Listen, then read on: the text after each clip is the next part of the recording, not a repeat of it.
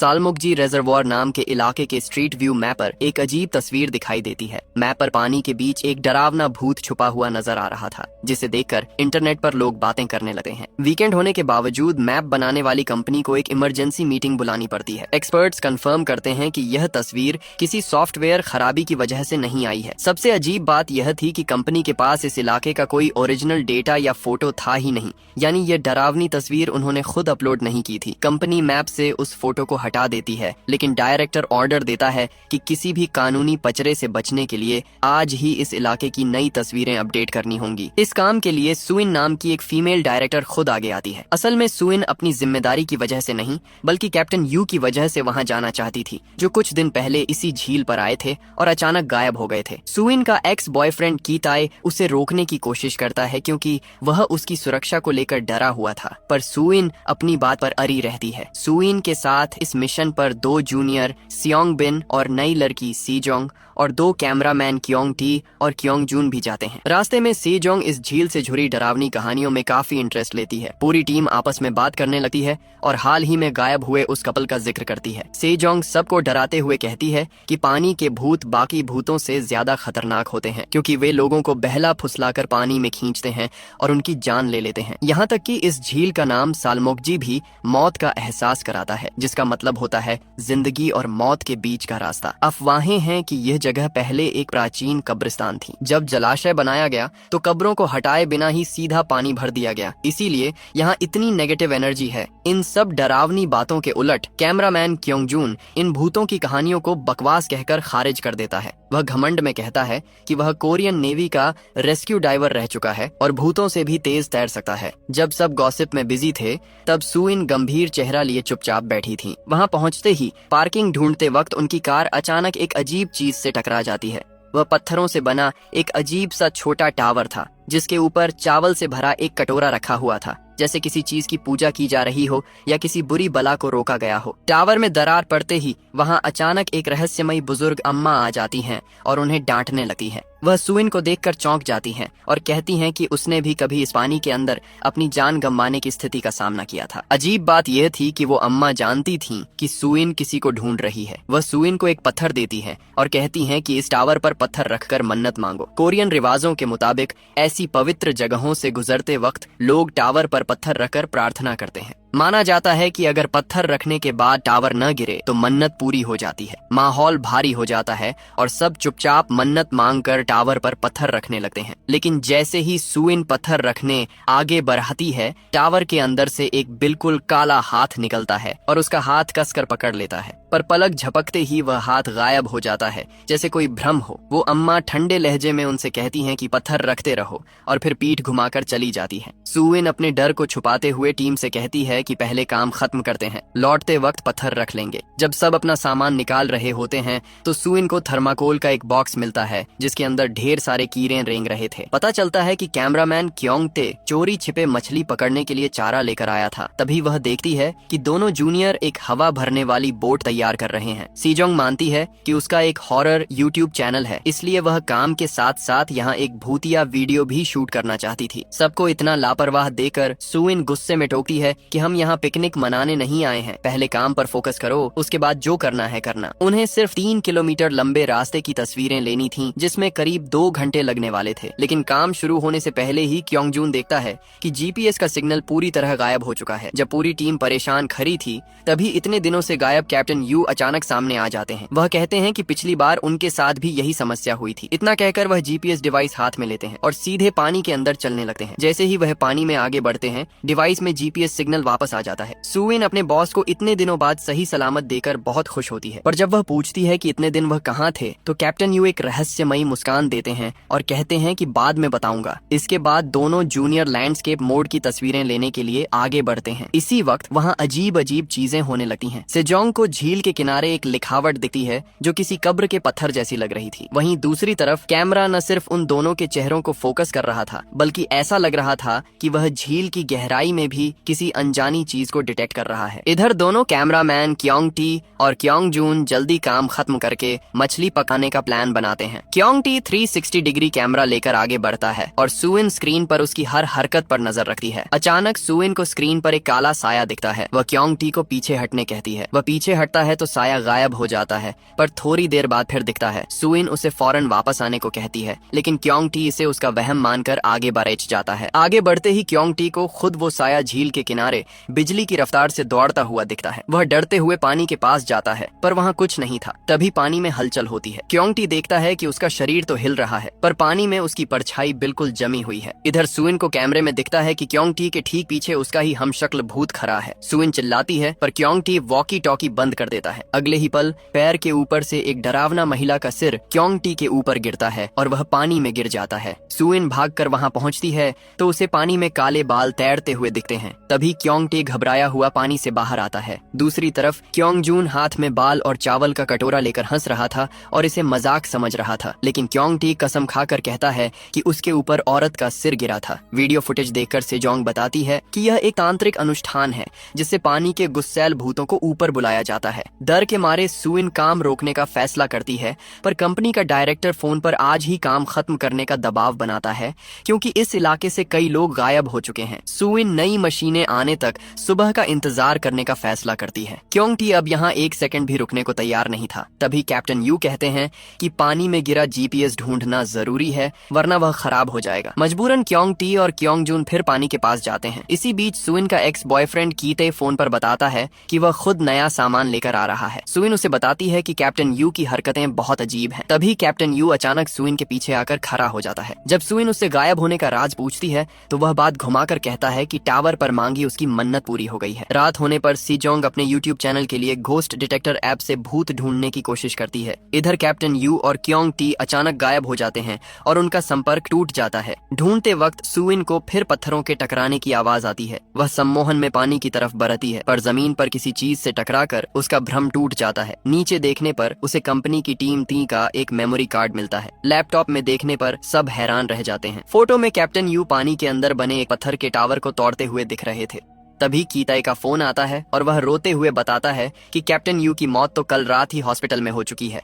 ये सुनते ही फोन का सिग्नल कट जाता है। दूसरी तरफ क्योंग जून और स्योंग बिन झील में पत्थर फेंक कर खेल रहे थे। तभी अचानक पानी में पत्थर के अपने आप टपकने की अंतहीन आवाजें गूंजने लगती हैं, जिसे सुनकर दोनों के होश उड़ जाते हैं। झील के अंधेरे से एक चीज उड़कर आती है और उनकी इकलौती लाइट को फोड़ देती है। जब वे टॉर्च जलाकर देखते हैं तो वह कोई पत्थर नहीं बल्कि एक मरा हुआ कौवा था। तभी सीजोंग के बैग से घोस्ट बॉक्स अपने आप चालू हो जाती है। उसमें से एक टूटी हुई आवाज आती है, क्या तुम लोग आ गए? कुल कितने लोग हो? कैमरामैन क्योंग जून गुस्से में मशीन छीनकर चिल्लाता है, क्या तुम पानी के नीचे मर चुके हो? क्या तुमने यह कौवा फेंका है? दूसरी तरफ से कोई जवाब नहीं आता, बस एक ही बात गूंजती है, तुम्हारी वजह से मुझे मरना पड़ा। सुइन मशीन बंद करती है और सबको 2 टीमों में बंटकर गायब लोगों को ढूंढने का ऑर्डर देती है। इधर captain you cameraman Kyung T को जंगल में ले जाता है। क्योंग टी पीछे मुड़कर देखता है तो कैप्टन गायब था और वह खुद किनारे पर नहीं बल्कि जमी हुई ठंडी झील के बीचों बीच खड़ा था। पानी में पत्थरों के टकराने की आवाज आती है। उसे एक लंबे बालों वाली लड़की का साया दिखता है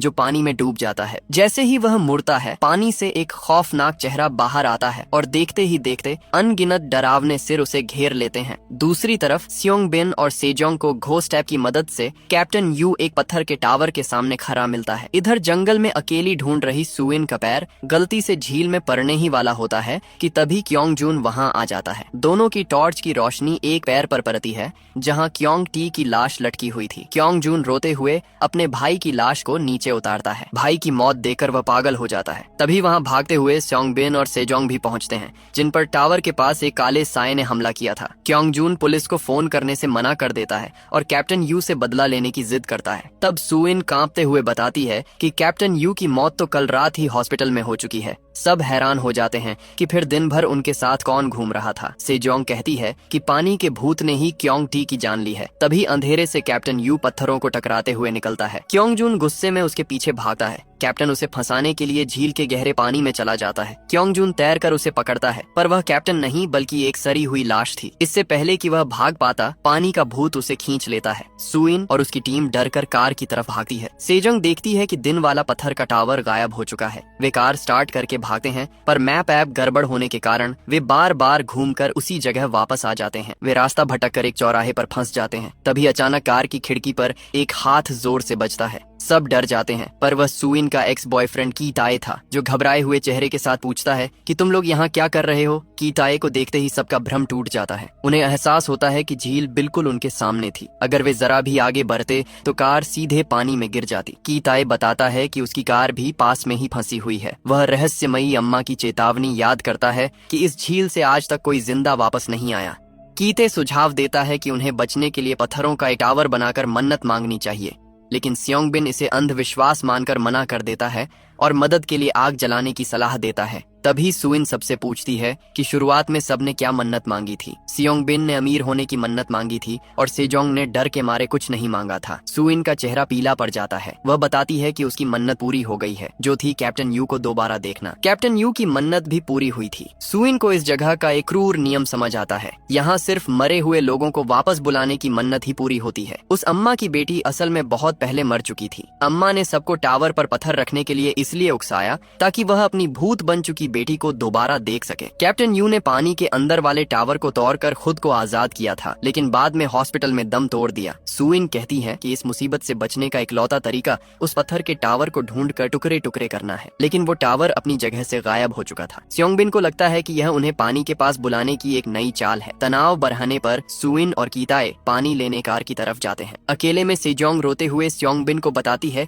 कि उसने शुरुआत में मन्नत मांगी थी कि वह जिंदगी में सिर्फ एक बार असली भूत देखना चाहती है। सियोंगबिन उससे कहता है कि उनके पास बचने का एक ही रास्ता है, सुइन और कीते को यहीं छोड़कर भाग जाना। सियोंगबिन को शक है कि सुइन खुद एक भूत है या उसके ऊपर किसी साये का साया है, क्योंकि उसी की वजह से वे इस झील पर रुके और उसने ही सबको अलग होने को कहा था। सेजोंग सुबह तक रुकने को कहती है, पर सियोंगबिन दिखाता है कि कार की घड़ी रात के 1:30 बजे पर रुकी हुई है, यानी इस जगह का समय पूरी तरह थम चुका है। डर कर दोनों कार स्टार्ट करके अकेले ही भाग जाते हैं। सुइन और कीते उनके पीछे दौड़ते हैं, पर उन्हें पकड़ नहीं पाते। रास्ते में सियोंगबिन और सेजोंग की कार के शीशे पर अचानक काला पानी गिरता है और छत से एक डरावना सिर खिड़की पर आकर चिपक जाता है। सियोंगबिन पागलपन में स्पीड बढ़ाता है और वे किसी तरह हाईवे पर पहुंच जाते हैं। वहां उन्हें एक पुलिस वाला मिलता है। सियोंगबिन उसे सुइन और कीताए को बचाने के लिए कहता है। पुलिस वाला कहता है कि उसकी गाड़ी की बैटरी खत्म है और वह मदद मांगता है। फिर वह बयान लेने के लिए कार के अंदर बैठता है और सेजोंग से पूछता है, तुम यहाँ कितने बजे आए और कुल कितने लोग हो। सेजोंग के रोंगटे खड़े हो जाते हैं, क्योंकि ये बिल्कुल वही शब्द थे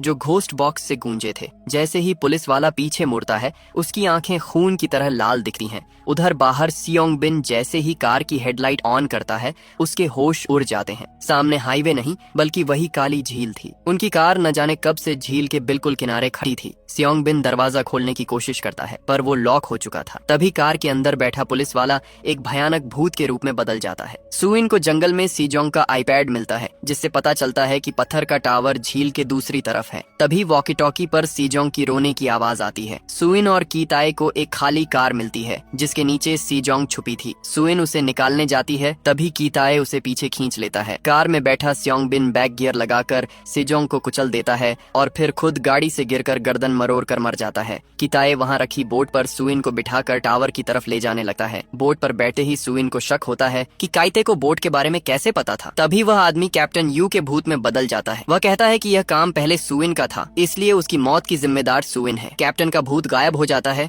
और पानी से एक हाथ निकलकर सुइन को झील के नीचे खींच लेता है। कीते उसे बचाने के लिए पानी में कूदता है। झील के नीचे सैकड़ों लाशें सेना की तरह खड़ी थीं। कीते बेलों में फंसी सुइन को आजाद करके ऊपर भेज देता है, पर खुद का पैर पकड़े जाने के कारण पानी में डूब जाता है। किनारे पहुंचकर सुइन पागलों की तरह पत्थर के टावर को तोड़ने लगती है। टावर के अंदर से भूत का चेहरा निकलता है और वह सुइन को अंदर खींचने लगता है। सुइन टावर की रस्सी खींच देती है, जिससे चावल का कटोरा काला होकर टूट जाता है और टावर ढह जाता है। कीते पानी से बाहर आकर सुइन को ढूंढता है, जो किनारे पर बिना सुध बुध के बैठी थी। कुछ दिनों बाद कीते इस बुरे सपने को भूलकर वापस ऑफिस काम पर लौट आता है, लेकिन तभी कंपनी का डायरेक्टर अनजाने में एक ऐसा सच बताता है जिससे कीते का खून जम जाता है। डायरेक्टर कहता है कि कैप्टन यू की मौत हॉस्पिटल में नहीं हुई थी, वह तो बहुत पहले ही सम्माची झील में डूबकर मर चुके थे। हॉस्पिटल तो सिर्फ कागजी कार्रवाई के लिए ले जाया गया था। इसका मतलब सुइन का अंदाजा बिल्कुल गलत था। टावर तोड़ने से कैप्टन यू आजाद नहीं हुए थे। तभी सुइन भी ऑफिस आ जाती है और कहती है कि अकेले घर पर रहने से उसे डर लगता है। कीते उसे कैप्टन यू के पहले ही डूबने की बात नहीं बताता, ताकि वह और परेशान न हो। लेकिन की ताए का दिमाग अब फटने को था। वह इन अजीब और अनसुलझी घटनाओं के सामने खुद को बेहद बेबस महसूस कर रहा था। उसी घबराहट के पल में वह अचानक देखता है कि न जाने कहां से बिल्कुल काला पानी निकलकर उसके पैरों के नीचे जमा होने लगा है। पलक झपकते ही पूरा ऑफिस गायब हो जाता है और वह खुद को उसी बर्फीली सलमोकजी झील के बीचों बीच खड़ा पाता है, जैसे वह कभी वहां से बाहर निकला ही ना हो। और तभी उसके सामने खड़ी सुइन एक दुष्ट आत्मा का असली रूप दिखाती है और मुस्कुराते हुए कहती है, यहाँ किसी भी चीज पर कभी भरोसा मत करना। और इसी खौफनाक मोड़ के साथ ये फिल्म यहीं खत्म हो जाती है।